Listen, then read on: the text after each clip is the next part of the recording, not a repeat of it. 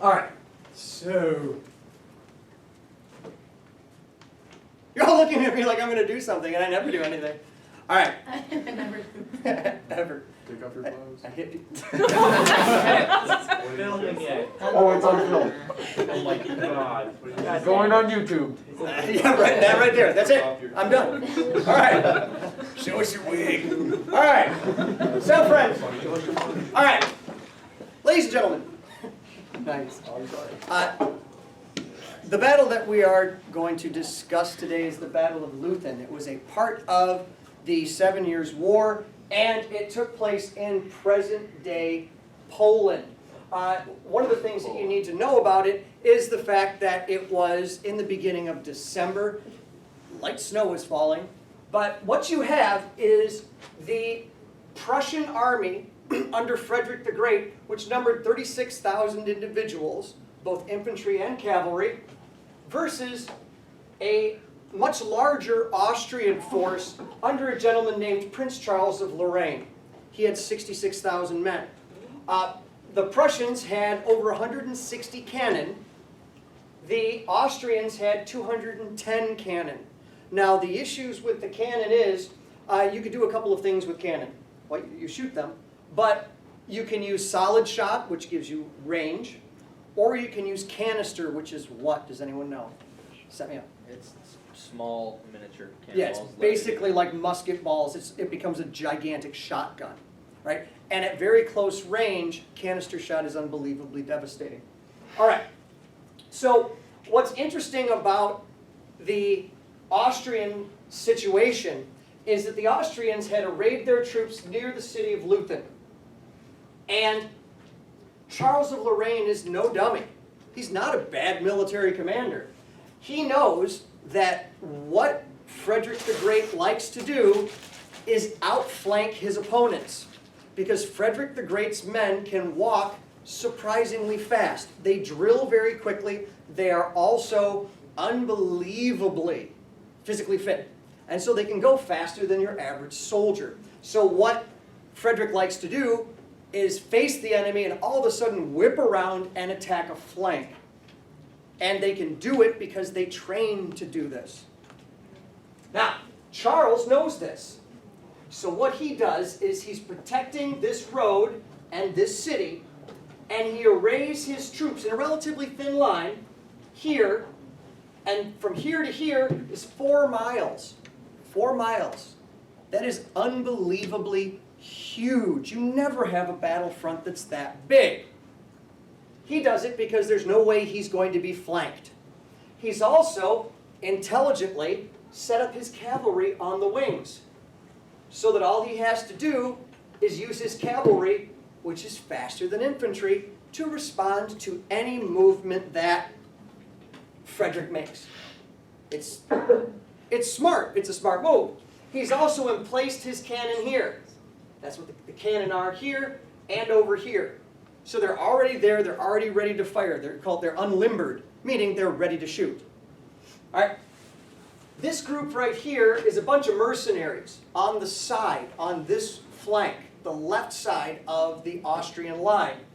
And these guys actually happen to be a bunch of Protestants. All right?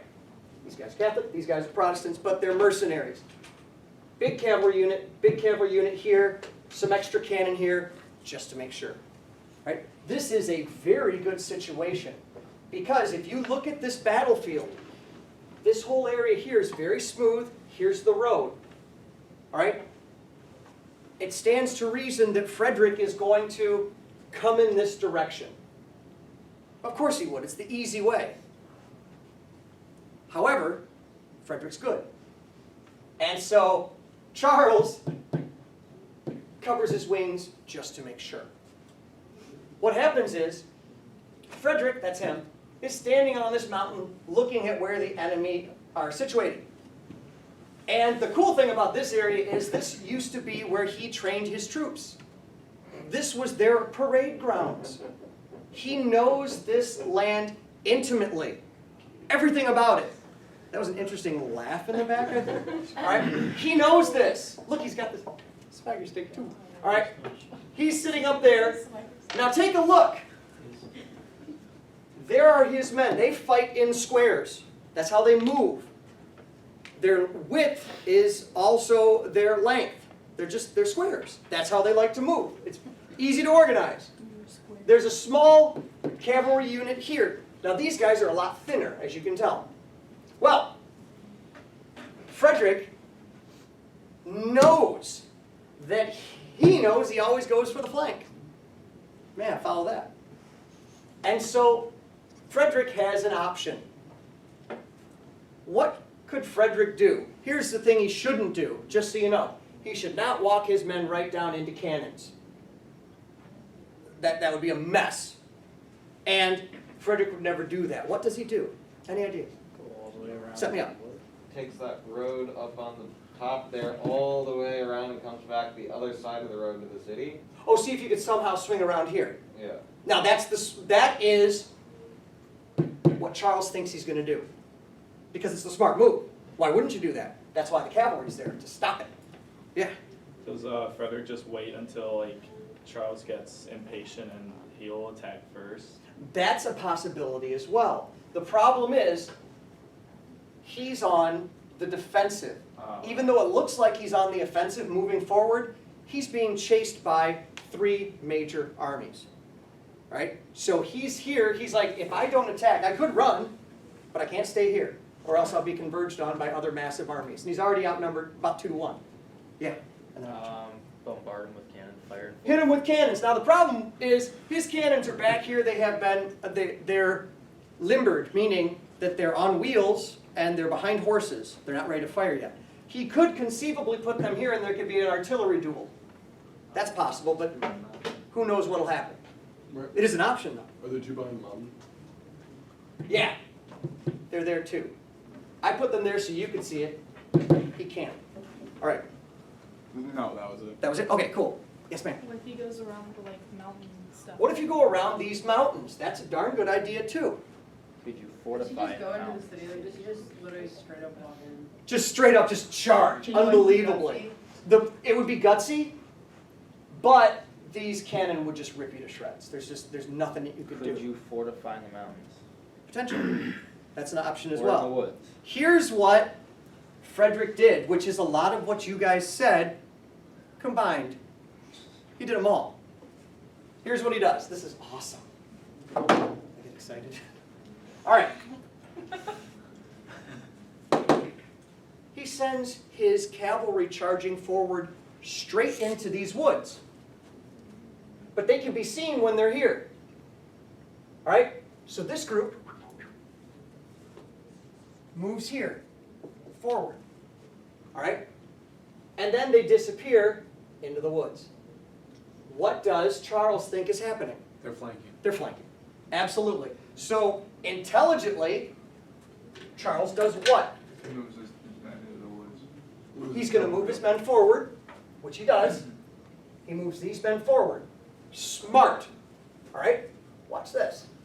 It's not a dumb move at all. He's like, aha! I just outfoxed old Fritz. How Right? far? I outfoxed him. Then he did this to double down. What's that? How far do the woods extend? Because if they move forward, he's now lost This his wing. is about a mile. It's empty space. Empty space. Okay, so they can see them. Yep. They come, okay. Yep. And so what he does is he's like, aha, this is where the attack is going to be. And it's right. There's the attack. So he sweeps this cavalry unit here, knowing that that's where the main thrust of the attack is going to be. All right? He's weakened his left wing to strengthen his right wing. Can Charles All right. see the infantry of Frederick? He could see them, kinda. Then, his cavalry appears right there. He's like, I'm correct. I know what I'm doing. Yikes. Okay, we know what's happening. We know what's going on. He didn't. So those are the movements. That's where the troops are right now. Then, get this. These guys retreat. They go away. Leaving Charles to say, oh, the good fellows have left the battlefield. see them off. He's won. He's won. They're gone. Bye-bye. They left the battlefield. No, they- All right? These guys run and end up here. All right? Which is just strange. But the thing is, Charles knows he's won the battle. Frederick's leaving. What? You're not even there anymore. Where is he? His cavalry's here. And so he says, let's have at them. And he sends his cavalry forward Into the cannon fire. into, interestingly enough, some cannons. Boom. Now, that's going to surprise these guys, because they're no longer there. They're going to be a little bit put off. So you have a pretty big cavalry unit right in the middle. All right?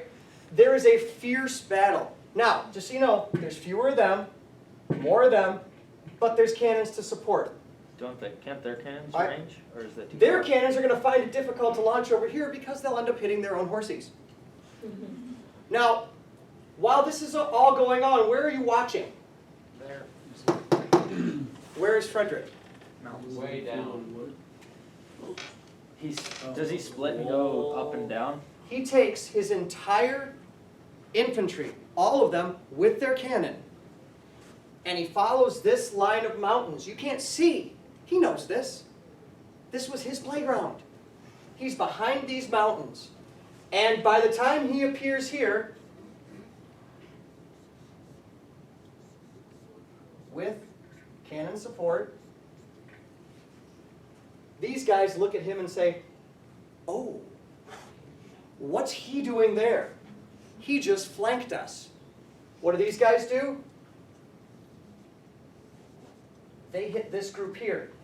When these guys attempt to turn their cannon around, it takes a while, but they're turning their cannon around. Surprise. Good morning. They start hitting these gun crews. Right? So these guys are freaking out, getting blown up.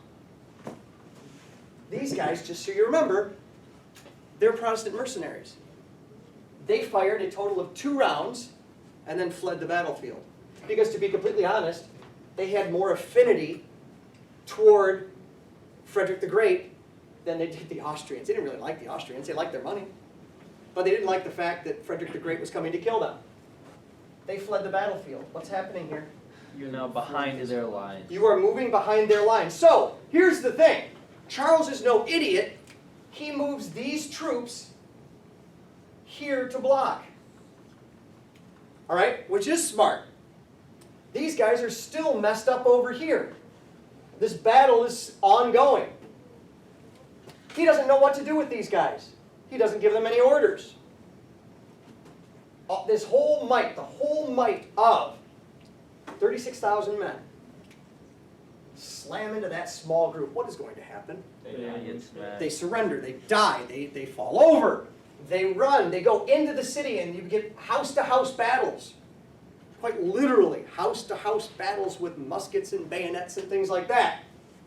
And eventually, what happens is, Frederick wins the day. He takes this city. Charles is forced to retire. And in the process, Frederick only loses, 1,141 guys. Only.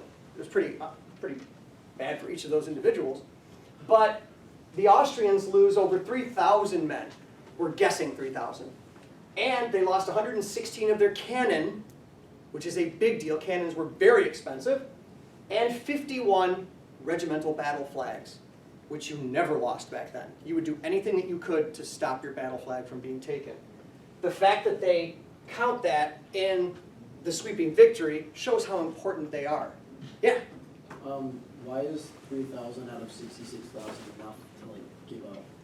Well, the thing is, the troops, it all depends on the troops on the ground. If the troops believe that they can't win, they're going to run. Okay. And what we didn't see here is the over 10,000 men that were taken captive, Oh. and the individuals also who were casualties. Because you had about 6,000 casualties, people who might have survived. But it was a complete and utter victory because Frederick the Great knew the territory, and he knew what Charles was going to do. He knew that Charles expected a flank, so he made a feint, a fake attack here. And that caused Charles, who said, aha, see, I am right, to make the dumb mistake of weakening this side, which was where the real attack was going to occur. Now, this couldn't have happened with a conventional army. By conventional, I mean anyone other than the Prussians, because the Prussians were unbelievably drilled and very good at what they did. Yes. What happened to the extra cavalry unit Which, over here, or this over here? up top? Initially, they were not called into the battle, which is when you are involved in a huge conflict and you're the commander on the ground, you get to the point where you can't see everything, and that's what happened. And this was such an unbelievable attack, it wouldn't have mattered how many men he had here. There was nothing he could do. His men left. Fascinating stuff. Yeah. Were most of the Prussian casualties sustained by the cavalry unit? Some were by the cavalry, yes, but the bulk of them were actually caused by cannon Okay. when they were moving up. Yeah. What is the closest army to be as good as, or as fit as Frederick the Great? At that time, In Or- general. in general, the Roman army could move as fast. And no army could move as fast as the Romans or the Prussians until a super boss army came around and completely mechanized their military. America!